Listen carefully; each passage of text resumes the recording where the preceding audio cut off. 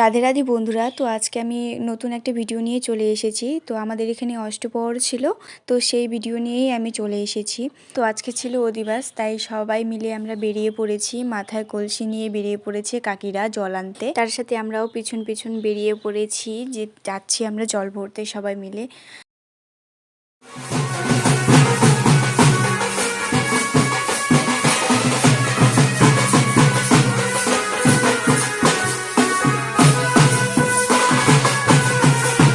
গ্রামে এমন পুজো হলে সবাইকে ভালো লাগে, সবার মন ভালো থাকে, তাই না বলো বন্ধুরা?